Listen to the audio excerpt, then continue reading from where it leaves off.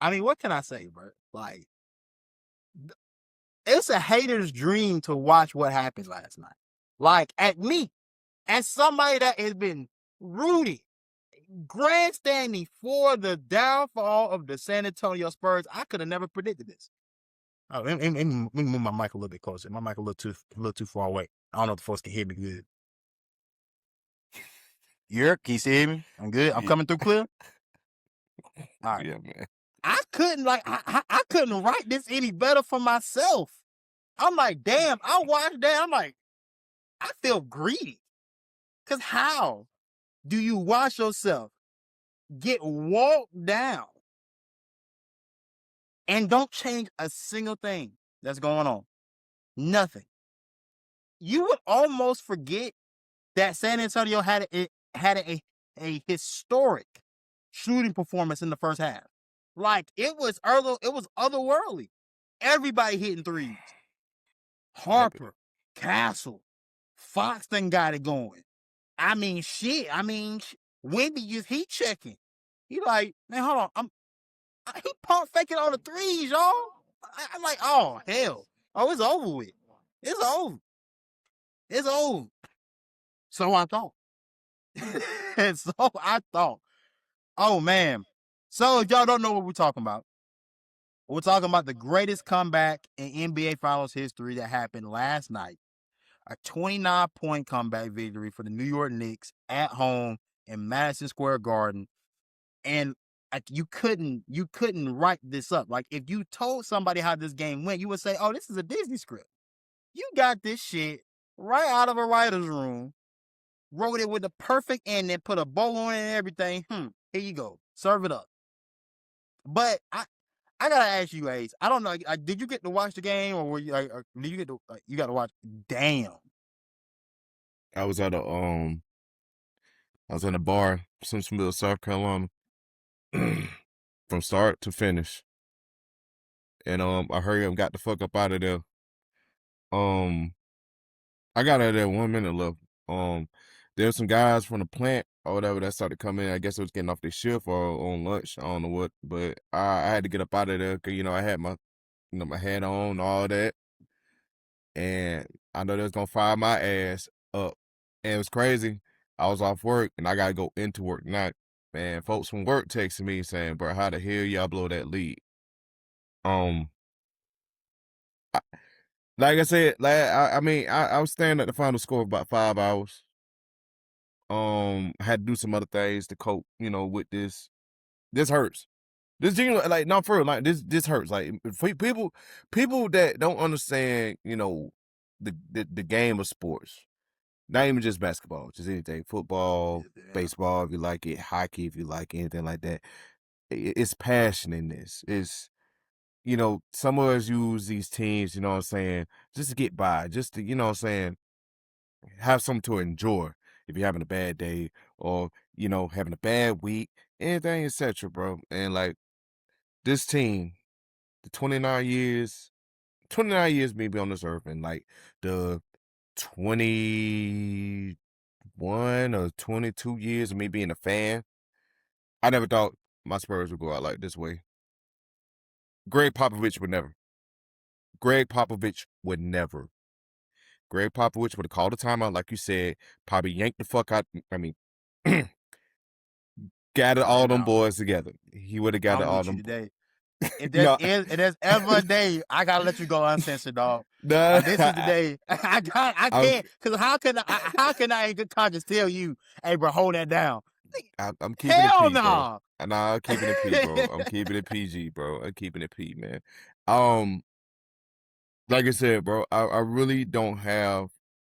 I'm trying to find the words to say, bro. It shouldn't have came down to the De'Aaron Fox play at the end. It shouldn't have came down to that. From the start, he had a great game. He just, for him to be 28 years old, he been in this game damn near a decade. How the hell, why would you go up for the layup, bro? Just draw the foul. You would have been on the free throw regardless. You would have been up 3 regardless. And that's, and I'm sorry to interrupt, but that was everybody's line of thinking. We're all thinking the same thing in that exact moment. Like, oh, still, game's over with. Should be over with. Get fouled, go to the free throw line, hit your 2. Now Take it back to it San would still be a Antonio. 3-point game. They Yeah. would have had a shot, but like the percentages.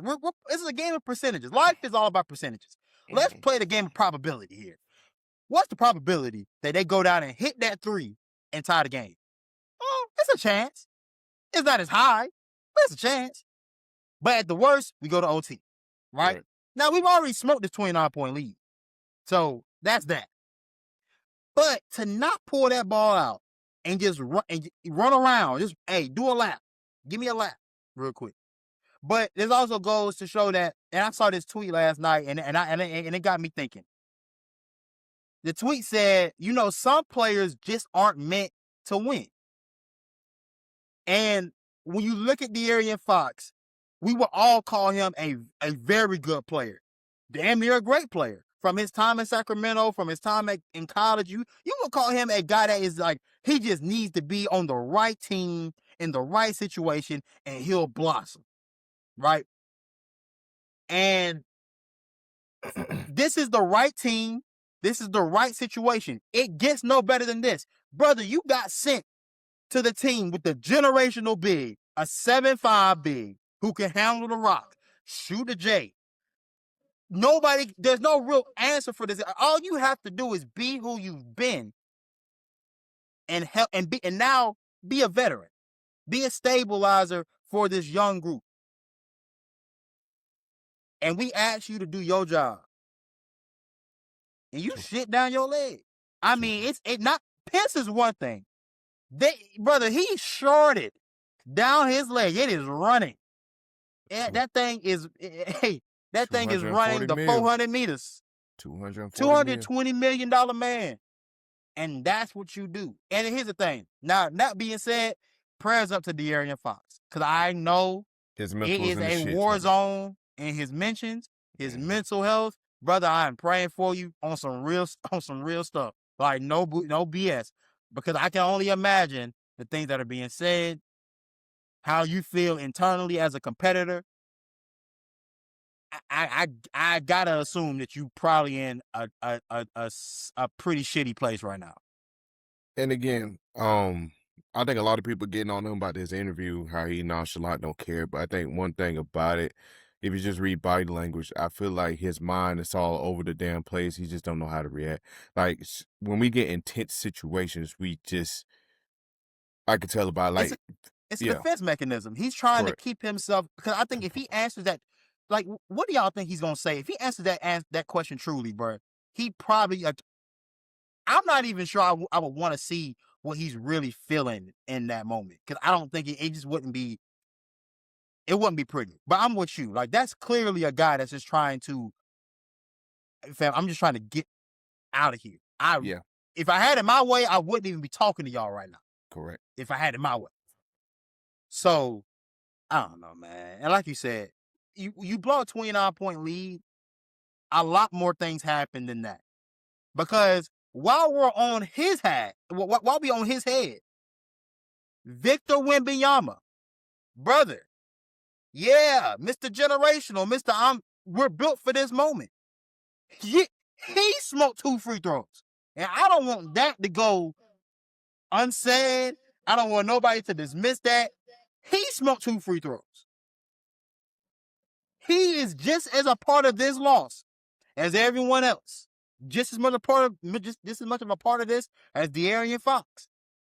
And I know people don't want to hold bro accountable. The league, Adam Silver won't hold him accountable. The league office won't hold him accountable. Referees half-ass want to hold him accountable. But me? Me? Oh yeah. I'm gonna hold your ass to that 5, boy. Yes, sir. These are things you got to knock down in situations like that, and it's just time management. It's just really kicking our ass right now. Like and this is not the Spurs way. Like this is just not, and it has me question: is Mitch Johnson the coach of the future here? But it's easy for him. Like I said, like coaches is not easy to come by. This is a guy that's been in the system. He's been under Greg Popovich. He should know what gets the job done. I'm not trying him to be like Pop, but goddamn, bro, time management should be our thing. Look here, man. Look, We supposed to live. We supposed to embody Christ. You embody Pop, the closest way possible. Not trying to parallel Christ and Popovich, No, but not at damn all. it, but brother, you move Pop like brother. Call that timeout. But you know what though? And true and honest to God, and I know people probably may side eye this when I say this, but you know who would have been great in this moment? Chris Paul. I was telling Culture that in the DM last night. I I think told Chris Paul Culture would that have been during the game. perfect in this moment. Chris Paul would have Like, managed this. You would have thought Chris Paul was the damn coach at this damn point. As soon as Chris Paul would have saw we doing dumbass shots, we doing stupid stuff, we're not managing everything, he would say, hold on, everybody slow the F down. Stephon Castle, slow the F down. Darren Fox. yeah. Darren Fox, you can tell Darren Fox is not used to winning. He's not used. He's just not. He's just not used to it. Facts. He Maybe made the playoffs one time in Sacramento. He played in Sacramento. Like I not for nothing, but I mean it's Sacramento, bro. We all know. I mean, yeah, you know, them boys ain't been you feel hooping me? since the early 2000s. Got Chris the Webber, FBI investigation, all that going on with them. like, That bro, was yeah. But like real spill though, like I think of Chris Paul in that situation, even not necessarily on the floor, but just being on the bench. That's a guy that like probably could help De'Aaron Fox. I know we're thinking De'Aaron Fox is set to make $220-something million in the next few years. He shouldn't need a mentor. Yes, you do. You need vets. And the league, this is a league-wide problem, by the way. What happened with you guys last night is a league-wide thing where the NBA has phased out having real veterans on teams. Like how, like back in the day, we knew guys that were on our rosters that are never gonna play. Mm-hmm. That man's never gonna get in the game. You're never gonna see him but he's there to help you in these moments. He's there to be another voice that can get you guys together in those timeouts. Somebody else that you can listen to, because coaches are coaches, but everybody knows that the best teams are player-led teams. Teams that where players can hold each other accountable. Nobody on that bench right now. Harrison Barnes can't do it. Kelly Olynyk can't do it. Bismack Biyama for damn sure can't do it. You know what I'm saying? Who's the guy to get you right? But when when the veteran players that play significant minutes are De'Aaron Fox and Keldon Johnson, who never won anything, I almost have to think that we're kind of doing each other a disservice, because Wemby at 22 years old is now having to be the rock of my team and have to try to get us together. Somebody needs to get him together. As great as he is, he needs somebody to help him get it right. He's still figuring this out. And that's the thing too, that like with this game, the volatile nature of how the NBA is played today is a lot of what happened last night. You shot hot as hell, hot as fish grease from 3 in that first half. Historic performance.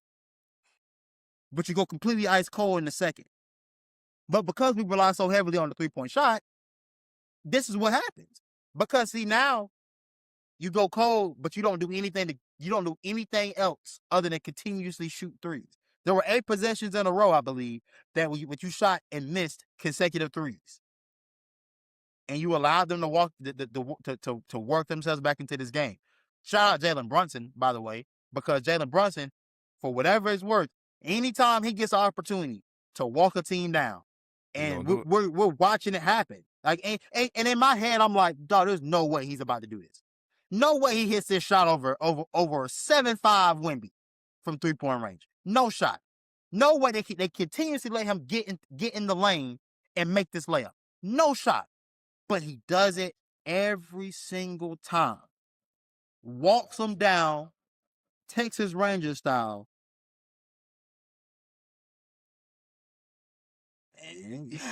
I can't hate on it, bro. I mean, we deserve this. Listen, bro. I'm a fair man, and I'm gonna continue to be a fair man, bro.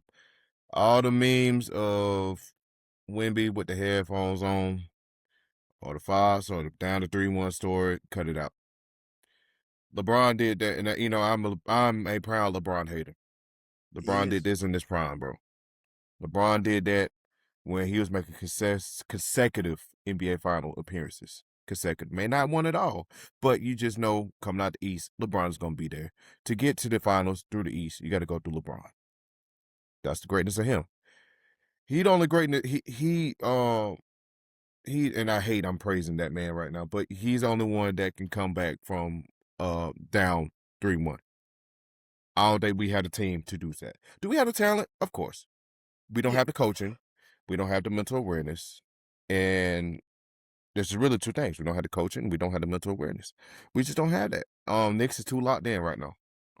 We did this, and like Draymond Green said, a loss like we experienced last night, that kills the future. That kills a young future, bro. And that's what I'm nervous about. I'm nervous, like, it's so many things running in my head. Like, this is too good of we've seen great teams make the finals and never go back. Never get back. This will hurt my soul, like literally my soul, to see Wemby never come back after just a stupid mistake that the Aaron Fox did. And not even just like I said, not even just blaming Fox, but just poor coaching as a whole. Yeah. Yeah. I mean, we talked about it in the chat last night. It's just that, like, it's scary to think about because, we all got ahead of ourselves and thinking that, oh, they're going to beat the Knicks. The Knicks aren't a problem. They beat the Thunder, then you should be fine against the Knicks. And we knew the Knicks brought things to the table that could be a problem, but we never really thought that, oh, they can't actually go beat these guys, right? And when you watch these games, for the majority, it looked like they can't beat these guys. The Spurs are the better team, right? Like we're watching all of these moments happen. It's like, oh, the Spurs are clearly the team that is like they're clearly the superior talented team. But you said it though, like a loss this devastating. We always think it can happen again, but when you watch like the OKC Thunder with Kevin Durant, Russell Westbrook, and James Harden, 3 guys that won MVPs that never got back. The Thunder, with Kevin Durant and Russell Westbrook, never got back there.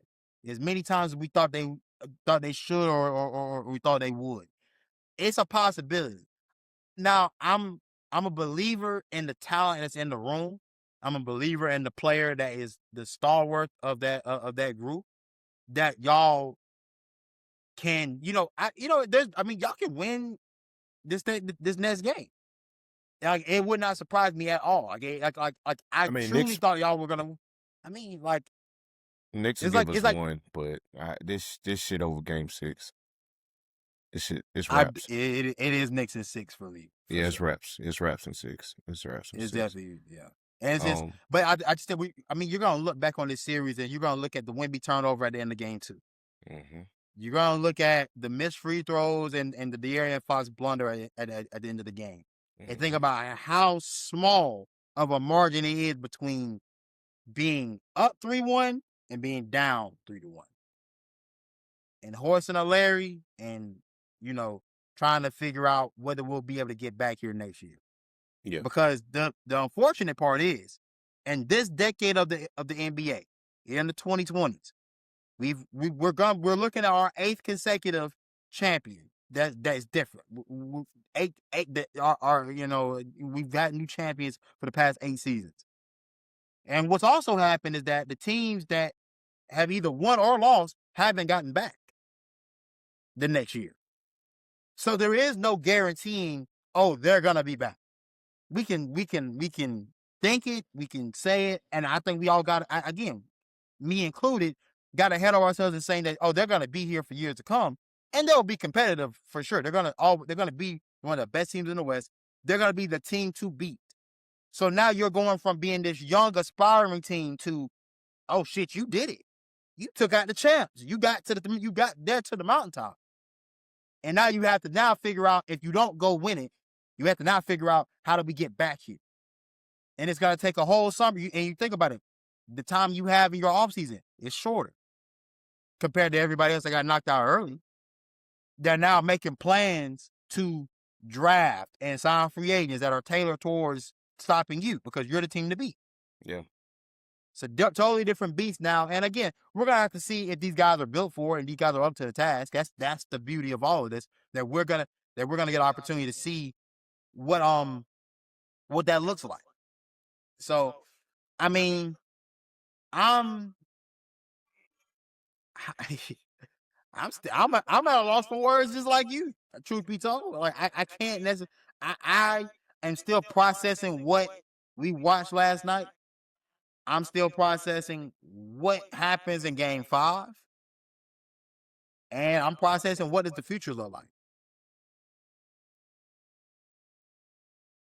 I know you had to hop off for a second, but I was just saying, I'm still processing what we watched last night. I'm processing what next year looks like for you guys. Like how when not even next year, but like what does Game 5 look like? And yeah, and what does next year look like in totality? And like what happens now? Like how does this even get like, how do you get over this? Because that's such a I, I mean, you said it. This is up there with some of the greatest meltdowns in sports history. Yeah. I mean, And dare I say, it may be even worse than the 28-3. Yeah. I mean, seeing the Falcons, I saw they put my Xenomorph in a Falcons jersey. God, but saw that meme flying around. But I mean, far as Game 5, I mean, do I dare say is it time to start Dylan Harper? Can we look into the future now? What we got to lose? I'm so serious. I mean, what do we have to lose? It's time to try it. The kid got the hot hand. This should be the writing on the wall for Fox. I don't. I'll say this before you go, I'll say this: if you do start Dylan Harper, you have to trade De'Aaron Fox in the offseason. Yeah, it's over with. It's over with. But continue. Yeah, it's kind of like how we did. We thought the same. You remember the Bryce Young situation a while back? Like, once you bench Bryce, you got to get rid of him. Like, there's no repairing. Luckily, we got that repaired, But I think the damage is dog. If Fox is so crazy because Fox played a great game yesterday. He really did. He played a great freaking game, dog. And the shots was some bundles there at the end. Like even in the second half too, he had. Yeah. The first half, De'Aaron Fox. Played pretty great. It's just this is not the $220 million. This is not what we signed up for. A business decision has to be made, dog. Like I don't know if it's his role is just not clicking for him, and we just need to find we need to find a trade partner, that is willing and give up some guys. We need to find something to give up. I'm not even gonna ask. Actually, I'm gonna talk to you offline about because I may be reaching here. This may be a reach. I don't think how this will work. I don't think they'll be dumb enough to send us him. But I'll talk to you offline about that. But there's sure. Dylan Harper has to start Game 5. I think we just need to look into the future here, whether win or lose here. I mean, if we drop in San Antonio, we just drop in San Antonio. Because this here has killed all momentum that I have in my boys.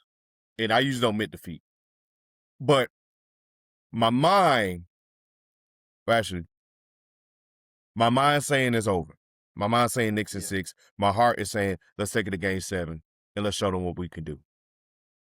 But I feel like I think my mind is winning here. I think my mind is saying Knicks in 6. I'm going with my mind here. So yeah, I'm just so hurt, Tease. I'm so hurt. Still stings, bro. You ever get your ass? You ever do something bad? You ever did something bad in school? You got an ass whooping. Coming home when you get off work, the teacher. Like, damn, maybe the teacher won't call. Maybe the teacher won't call home. Then you get off the bus. Pop's right there. Got the belt ready. Say, come here. That's how I feel. That's how I feel right now, bro. It hurts. It stings, man. It stings. Anything, I ain't gonna lie, y'all. As much as y'all would think I probably trolled him last night, I didn't. I kind of felt bad. I was like, damn, that kind of feels like. It stings. See, I'm a merciful guy, dog. I mean, now, I like talking shit when you're up. I like to pop it. Dude, when you at your highest and you happy, I want to be the one to come in and be like, man, hell no. Nah. When you down, I don't want to kick you.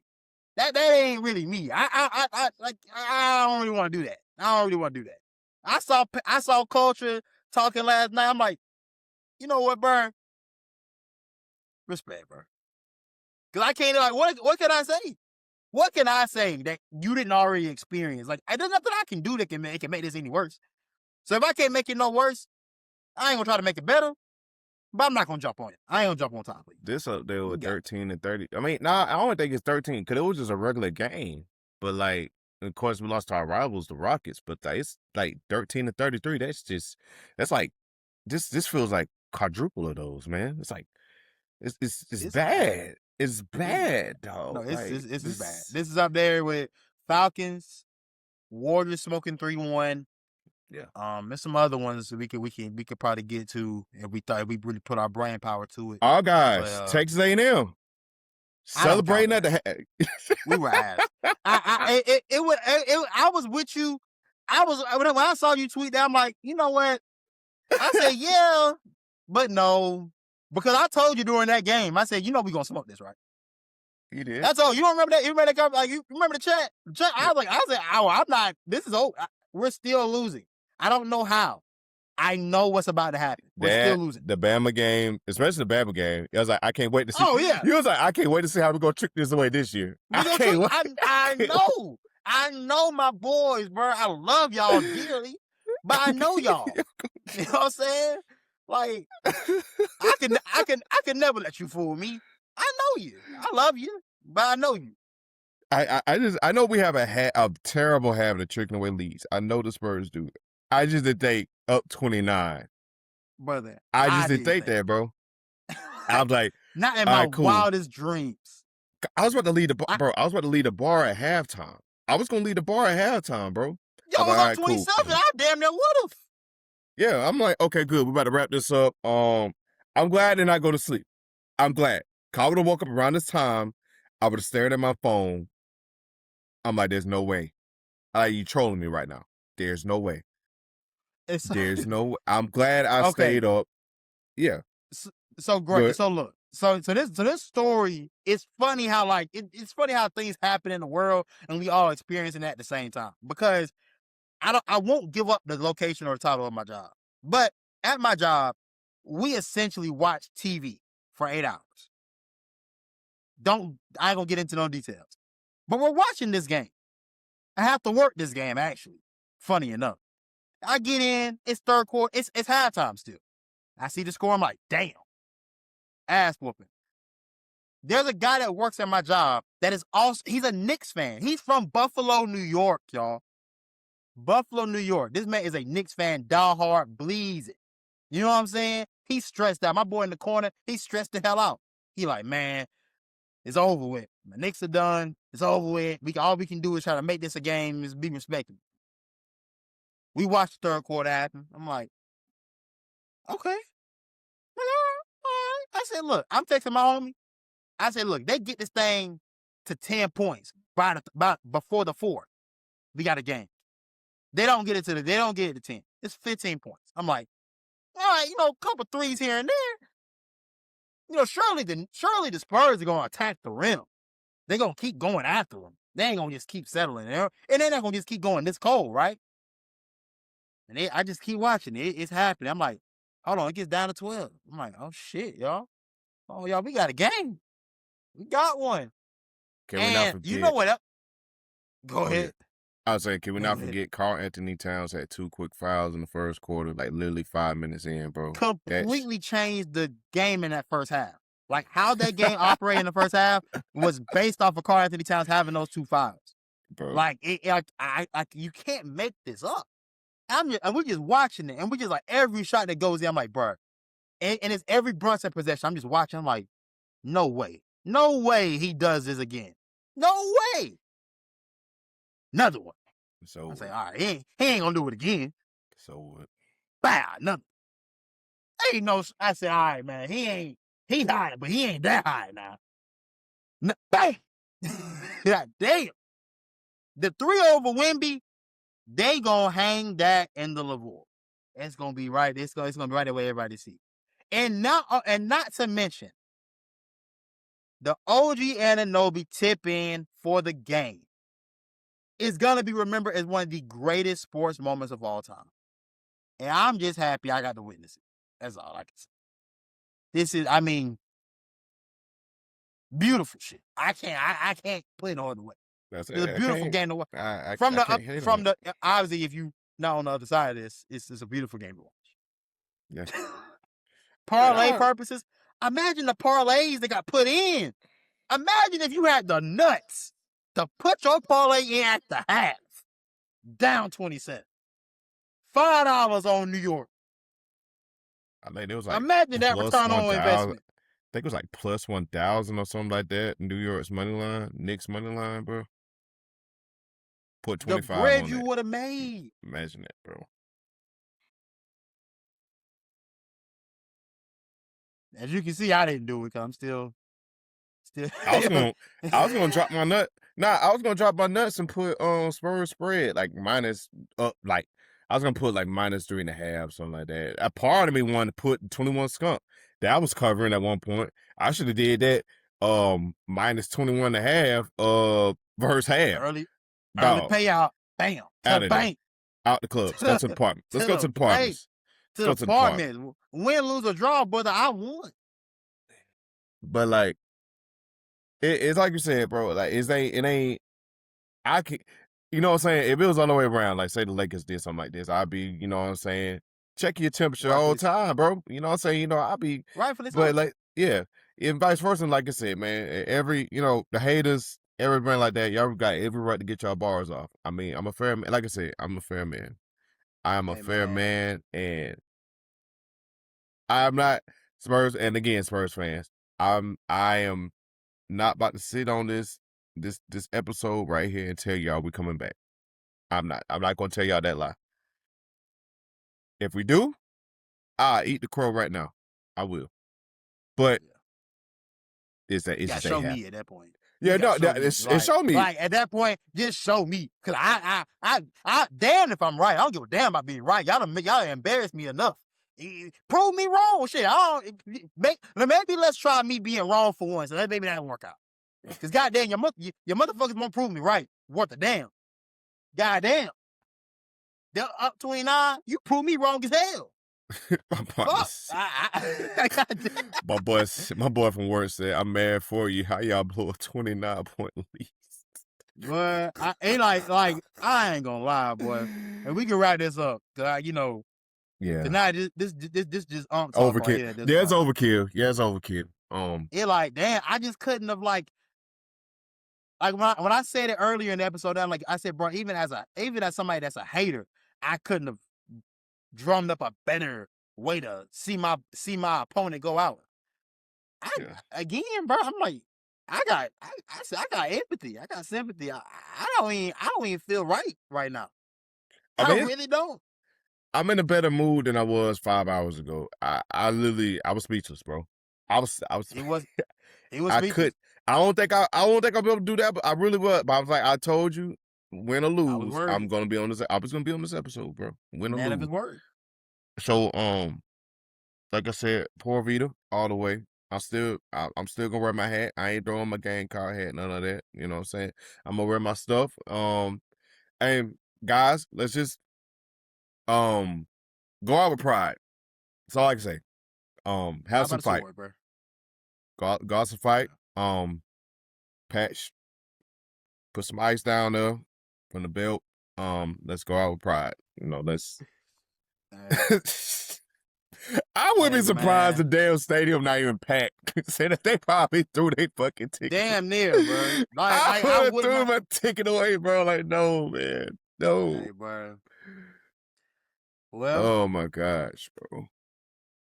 Boy, it's been Journal Off of Sports. I'm your host, Sean T. Stewart. This is my co-host, A. Smith. Hey, karma bitch, ain't it? We'll talk to y'all. Part 2's on the way with D'Angelo Stevenson. We'll get that out. We'll mash these episodes together, and we'll talk some more to you. We'll talk some more with y'all. But until then, Sunday was game what game 5 Saturday. Saturday. Yeah, See Saturday. everybody Sunday, the holy day. You don't be on this. You don't be on this next episode Sunday. I'm gonna be on here preaching. I'm gonna be on here crying. One or two. I can't wait to see. I can't wait to see which one we get, bro. But until then, we'll get up with y'all boys. What is good, everybody? Welcome back to part 2 of a historic episode, bro. That we recording today, bro. Like, I don't. It's still it's crazy to me that we watched what we watched last night. Like, cause like you don't be knowing when you watching history, but that was like when I'm watching this happen. I'm like, bro, no, it's just no shot that they about to really pull this off. Like I said, they making get it close. They making maybe even tie it up, but there's no shot they can win this, right? But like, I don't know, man. D'Angelo Stevenson, our resident basketball as analyst, bro. What did you think? What did you see? What did you feel after watching that game? Hey man, I told y'all this from the jump. I said it firsthand. I said that San Antonio team, I said one of the two was gonna catch up. Either that inexperience gonna catch up with, or like that hero ball in New York gonna catch up with. And it seems to me that hero ball working because that inexperience is messing. Like the thing that's really messing me up, and that, like everybody can accustom to, because I've seen on like the X feeds, I've seen on the Instagram feeds, everybody was agreeing with Charles Barkley that was the ugliest basketball that he's seen in his entire life. And the fact that you're up 29, you are 29 points, and you're shooting your way out of a game. Why are you doing that? Like, why are you shooting your way out and you're up 29? And just like Charles said, in order for you to lose a lead like that, the other team had to help you, and they did because they hit shots. They went on a run. And in my other group chat, I hate this group chat because they think I'm stupid. They don't know I don't know no basketball knowledge or whatever. But I told them, I was like, bro, y'all just gave New York new life. Even though they were up 2-1, y'all gave them new life. Now they could just go on the road. They have the energy to go and knock it out. Or they could be petty and lose and then go back to New York and win and just say, yeah, we just want to win at the crib. So they have all the momentum right now. Like, the De'Aaron Fox, man, listen, bro. Like, come on, Swiper, man. I ain't even gonna talk bad about you, man, because you know what I'm saying, you whatever, but come on, man. Like, you act like you in AAU again, bro. Like, no shot clock. All you had to do was just go to the 3-point line and run the clock out. Let me Could have ask been you a one something. possession game. Let me ask you something about De'Aaron Fox, man. I feel like your insight would be great on this question. And because I saw a tweet yesterday, and I talked about this with Ace earlier in the episode. Do you think that some players just aren't meant to win? Like, no matter how good we think they are, or how talented we think they are, some players just aren't meant to win. Because when you think about De'Aaron Fox and how talented we've always known he's been, but he's been stuck in Sacramento for 8 years. And you talk about a guy that even when he got to the playoffs, even his first time around in his career, I mean, he had a solid series, but what wasn't necessarily great. Is it just that he isn't meant to lead a group like this that is legitimately everything he could have asked for in terms of a situation? Like, is he just the missing link? Is he just not meant to help put a team over the top? Because it seems like every chance they've gotten, he's supposed to be the guy to help lead them and help put them over that hump, and he's never come through for this team so far in this playoff run. I wouldn't say, most players aren't meant to win, but it's kind of the same situation where if you are the experienced veteran on your team, and you just like everybody else. I think the farthest he been, first round in the playoffs with Sacramento? Yes. Um, I wouldn't say he ain't meant to win, because I feel like he wants to win. So we seen that at his Kentucky days. Like he definitely wants to win. I just think he just hasn't been in that situation before. That's what I tell people all the time. Like people like I said, I was talking to a couple of buddies the other day, and they were saying like I was telling them like the Spurs are very inexperienced. And they was also countering me with, well, they beat the Thunder in 7 games. Like, they went on a good run. They still went to 7 games. That game could if the Spurs was really that legitimate, they could have closed that out in 5 or 6 if they wanted to. They went to 7 games. Yeah, you got down in that series twice. Yeah. You go to Like- 7 games. Mind you, in this series, you were up twice in game 1 and game 4. Game 1, you were up in game 4. And then you blow it. You blow, especially in game 4. Game 1, you was at the crib. You was up a good bit. I think it was at the father was up like maybe like 10, 15. Blow that. New York came back, somehow won that game. And then you somehow blew a 29-point lead. It's just, I think for him, it's just like you. That's a lot of pressure for you. That's a lot of pressure, especially with you being the only experienced veteran with playoff experience, mind you. Even though it's the first round, is playoff experience. For you to be the guy who is supposed to lead in a veteran way, and you're the only one that had that experience, is hard. But I think with situations like last night, you should know that's textbook basketball. If you're up by 1 bro. with 10 seconds left, like run the clock out. No, you have the higher advantage, bro. All they're gonna do is foul, make it a 3-point game, 1 possession game, and the best they can do is hit a 3. That's it. Like I don't like you play 82 games for this, man. Like what are we doing? I don't get it. I don't understand it. I think that was just a big mishap of the night. I think everything would have been justified if he would have just took the foul. Blowing the lead is already bad enough, but to blow that lead and lose the way that you did, like that's bad. That's bad on him. That's bad on Wemby. Like that's tough. And I got a bone to pick with Wemby too, but we're gonna go ahead and. Oh no, let's go ahead and get into it right now. Wemby, I love the passion, bro. I love the passion. I do. I rock the passion. But Wemby is talking too much trash for him to be blowing 2 leads like that. Wemby, you need to be on mute for the next couple games in this series. You don't need to be talking no trash. You don't need to be pushing nobody in the head. You don't need to be doing none of that. You just gave up the biggest lead in finals history. And you smoked 2 free throws at that. Let's not forget about those. You smoked 2 clutch free throws. Yet you talking about like all the quotes, like this ain't it, boy. All the stuff he I'm talking. in your head, like I'm in your head. You in the head, but you dip. You didn't show up when it mattered. And I'm gonna tell you right now, like regardless if you make it to another finals or not in your career, that will be until you win a finals. Bump get into a finals, but until you win a finals, this series is gonna linger over your career for a long freaking time, especially that game 4. Oh, absolutely. Especially that game 4. And I gotta start thinking now, like this is as bad as LeBron's meltdown in the fourth quarters against Dallas. Like this is it's like that levels of bad, and it's he made up for that. He made up for that. That the 2016 he made up for that. But That's like facts. you gotta, in somehow way of capacity, you gotta make up for if you lose.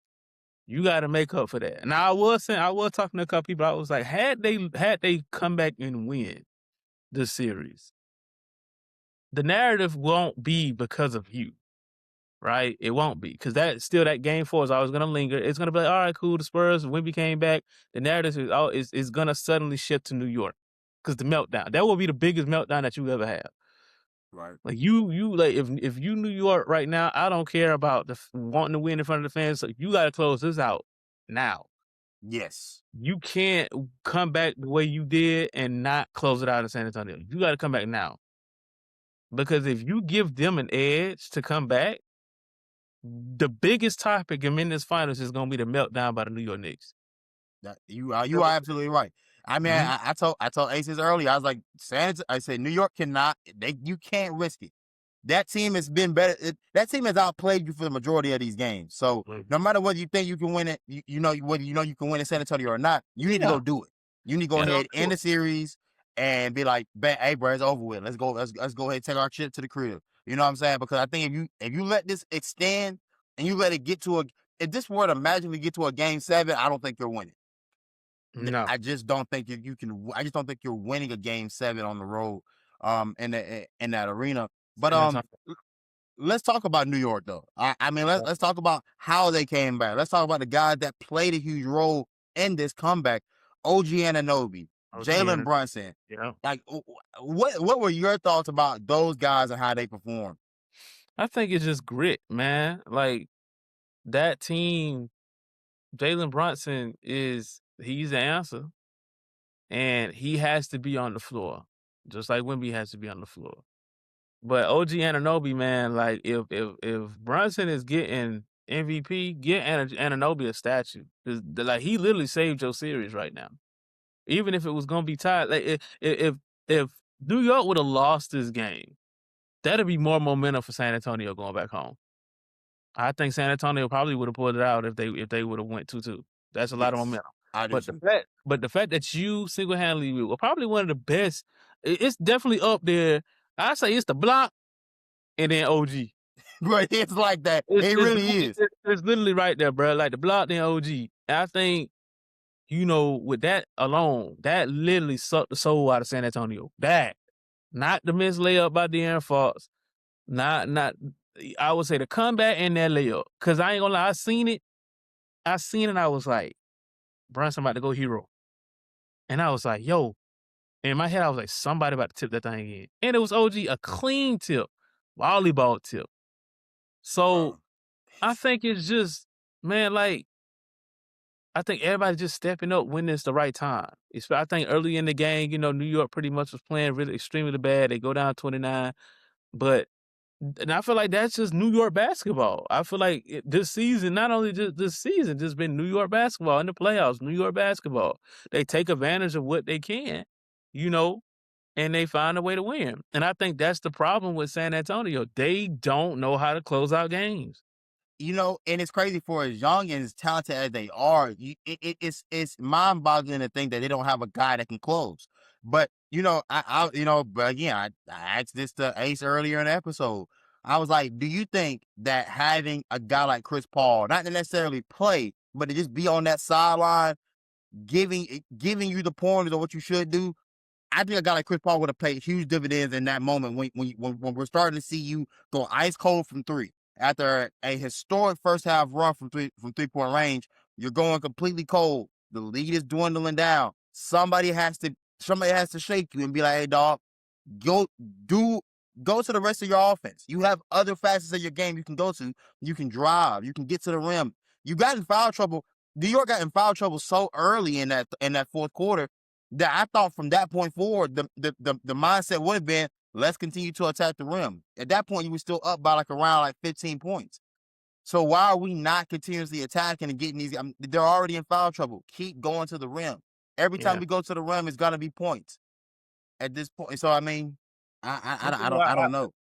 which is why I think too is like having a guy like CP3 on that roster right now, even if he was just a veteran guy, he wasn't playing as much, it would have done so much for situations like this. Because Wemby is probably the only guy on that team, in my opinion, that's very passionate about wanting to win. And I'm not saying nobody else does, but you can definitely see it physically in the emotion. The pressure's on him. He feels that pressure. He put it on himself, but he really wants this because he's trying to hit that next level of superstardom and being one of the greats. So He wants to be the face of the league. He does. I honestly think, and this is my opinion, he got to work on that post game. He got to work on that. And I think just seeing him take the double teams and not knowing how to split the double teams with his pivot, not knowing how to because again he's tall. So at the same, but the thing is he brings the ball so low. And when he does that's immediately trap because anybody can just get down and just try to reach for the ball, whatever the case may be. He got to work on that. But like you said, he definitely wants that. He wants that. He wants that before somebody like Ant can get it. He wants that before another international guy comes to take it. He wants that. yeah. And I'm not gonna lie, bro. We've seen a lot of finals, man. We've seen a lot of meltdowns. We've seen that even with the bronze meltdown, this one probably take the cake, man. And I mean, I think it's the only reason why LeBron's is pretty much exit out because again, it was justified with 2016. Yeah, Like he had to do a lot of work he had to do post a that lot of finals work, bro. to erase that because I that was remember that. I remember that off season, bro. They was getting on Bron. And then like years later, he justified, came back and beat the he came back and beat the best team in NBA history, one of the best teams in NBA history. But Wemby, man, that it's just gonna linger like a halo for the rest of his career until he find a way to justify that. You know what? And I'm gonna circle back to the Wemby conversation, but I do want to go back to OG Anunoby, just talking about how consistent he's been this entire series. Like when you've had the moments where Jalen Brunson isn't gonna be as efficient, and I don't think it's ever gonna change into this series.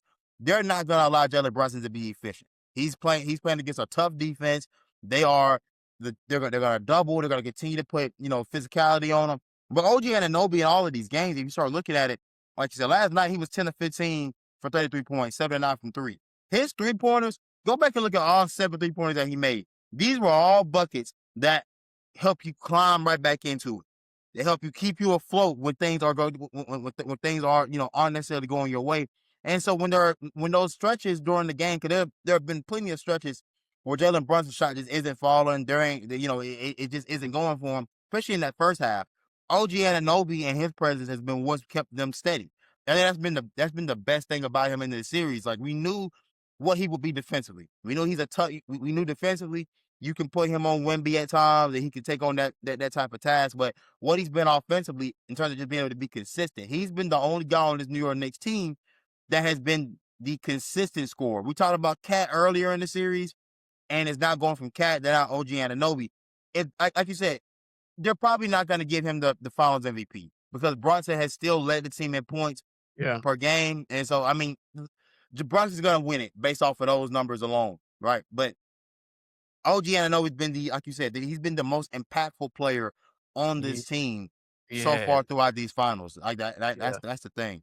I definitely agree with you. But I also think too, like a lot of guys are hitting their shots when it matters too. A lot of guys are just hitting the important shots, hitting the key shots. Alvarado has been pretty effective for them.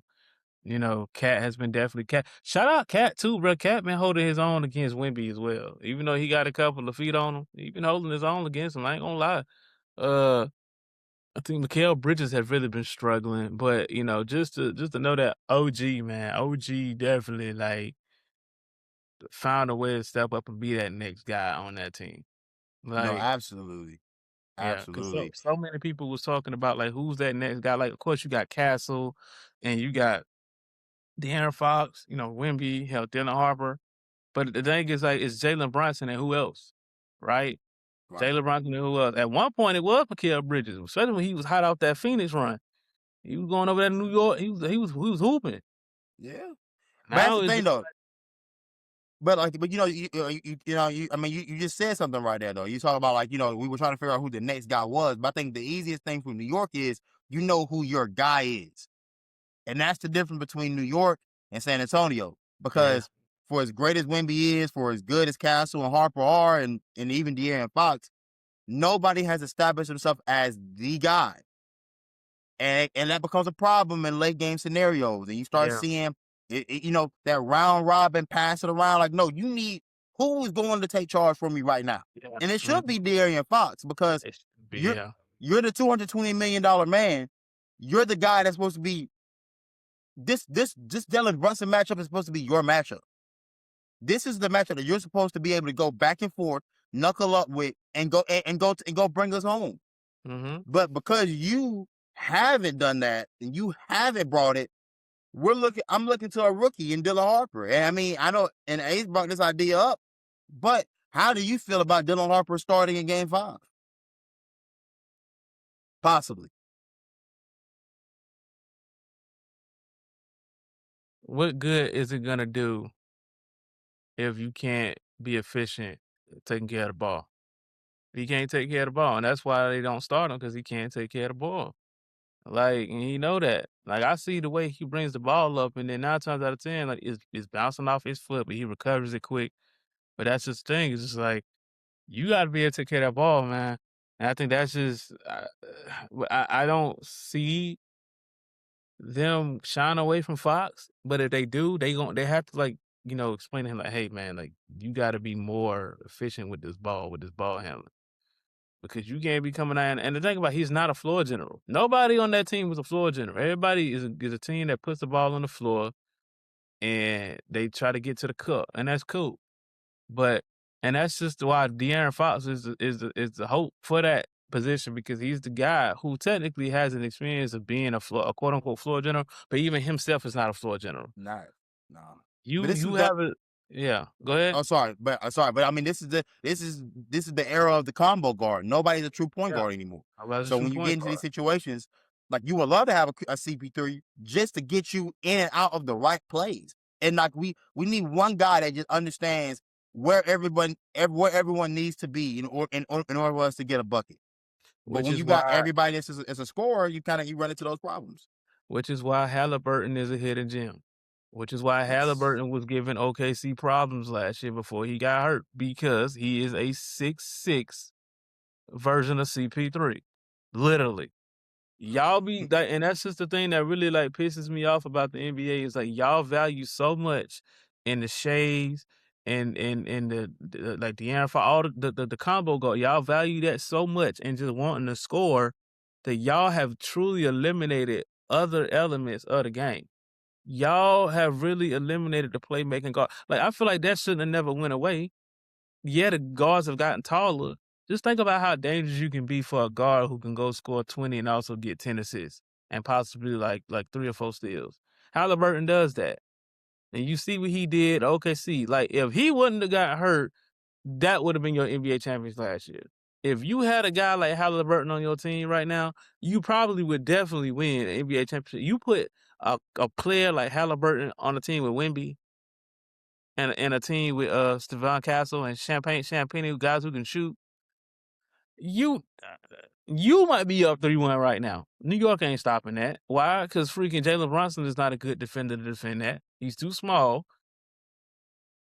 Like, so what are you doing? Like what are you really doing? But it's, I don't know, man. Like, I think if you really want to go for like the playmaking, you got to go with Fox. But at the same time, it's like if you feel like he's gonna contribute in a point scenario, you take Stephon Castle. But again, like, New York has to find a way to calibrate that, because if they don't, you spark them at the crib. That's, and mind you, they proven that they can get up in the crib. They not worried about the environment. It's just the fact of finishing games. You got to finish games. You ain't scared of the moment. You beat them in game 3. Yeah. On the road. I mean, like oddly enough, this 3-1 lead doesn't feel secure. You know what I'm saying? It doesn't feel like it's over necessarily. You know what I mean? It should feel like it's over, but it just doesn't, because we've just seen how San Antonio can play in these environments. But man, I mean, back to that Wemby conversation. And the part that's gonna suck about this series is that, like, even him only being 22 years old, being in year 3 of his career, this series is gonna follow him until he wins, and even after he wins. When you start putting him up against the all-time greats and he's in debates and stuff like that, the series from when he was 22 years old in his 3rd year in the league is gonna be held against him.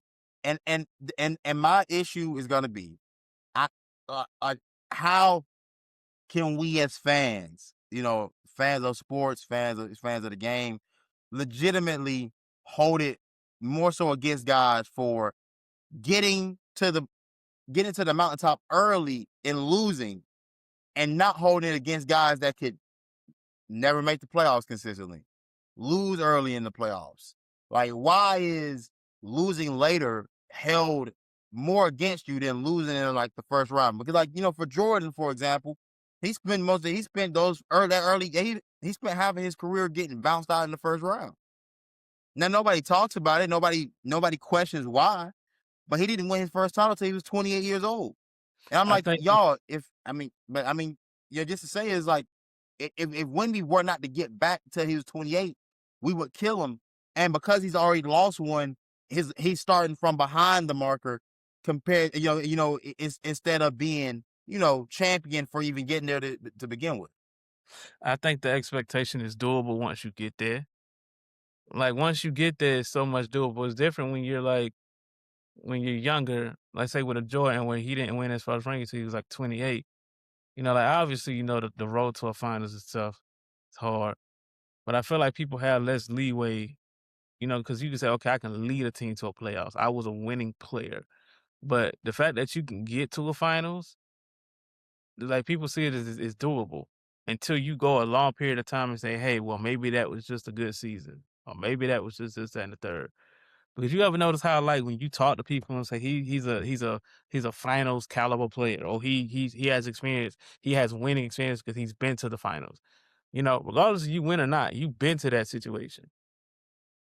And I feel like even with LeBron, it was like that with Bron. Like when Bron went to the finals at 22, when he got swept by San Antonio, same thing. They know he can get you to the finals.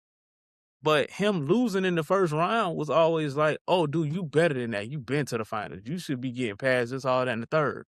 You should be doing this. You should be doing that. Like, it's tougher. It's such a tough road, man. And I think OKC got that too when KD and the boys went to the finals. Same thing. You can make it out the West. You've been out the West. You know what that's like. You feel me? So it's gonna be like that for him, especially with him being in the West. It's like, dude, like, you definitely can lead a team to a win. And this is your first playoff experience.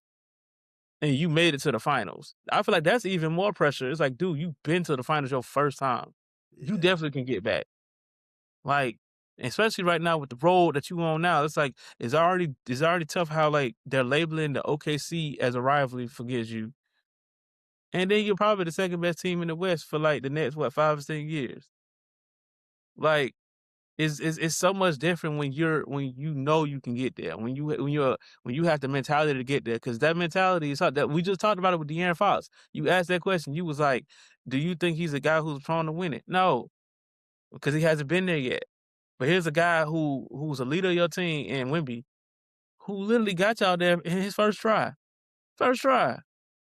He got there. So of course they're gonna label him like, yeah, he's a guy who has that experience, who can get to the final. He knows what it takes to get to the finals. He can get there. So there's always gonna be pressure with that. Now, it'd be different if you was like, I had to deal with the CP3 stuff. But then again with CP3, he got hurt. He got hurt a lot. So it's different with him. That's like saying, all right, if Steph go win a ring his first time and he can't get back to the finals, that's gonna be a lot of pressure. Oh, can he win again? Same thing. It's gonna be the same shit with Jokic. Jokic got one. He ain't been back. They gonna get to the point where it's like, oh yeah, he multiple MVP. All right, now like you ain't been to the finals in a couple years. What's going on? Like, what you doing? Do you care about it? Like that's how they talk. That's how they talk. They at first you win, and then you still become contenders. And once you start to like drop down the list, that's when they be like, all right, can you really win again? Like, are you capable of winning again? Like, you getting older.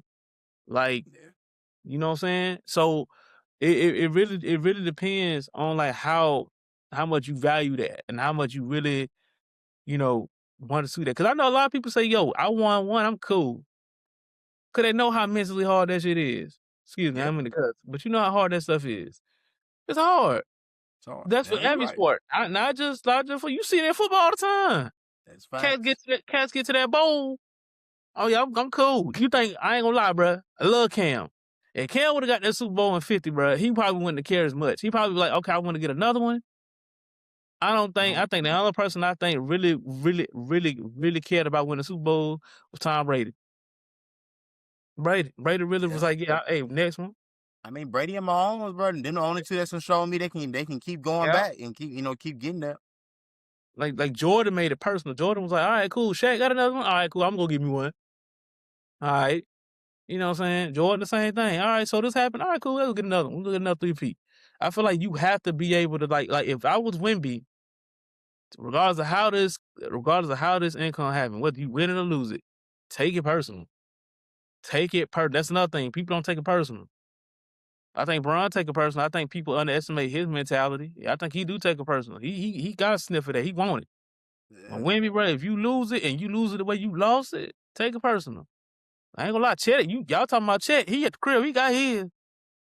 Shea got his. They got theirs. But that's the next thing too for San Antonio, and we can end with this. But that collapse last night is it's gonna mean. I feel like it's gonna mean one or two things. Either A, we're gonna see this team bounce back next year. And I think we will. They'll bounce back and they'll get and they get back to this point all over again. But then the next part is also, when you don't know that you're gonna have a chance every year. Yeah. And in this decade, we have 8 different champions that are about to be crowned. Yep. And neither team that has won or lost has gotten back the next year. Neither team has been able to get it back. So, and we always look at Kevin Durant and Russell Westbrook and James Harden and their time at OKC, and we always want them like, damn, like, we always think it's gonna happen. And I think we started to do that with the San Antonio team as well. Like, hey, we think this is gonna be the next dynasty. This team's gonna continuously be here, and things happen. So, for what it's worth, you go in the next year and the target is on your back. Even if New York wins this, everybody's going to be looking at San Antonio as that's the team we got to beat. Yep. That's the team. They got the 7'5" generational player that nobody's ever seen. We got to stop them. So everybody's entire offseason is going to be tailored around you. And now you're not the young aspiring team that's hunting out OKC no more.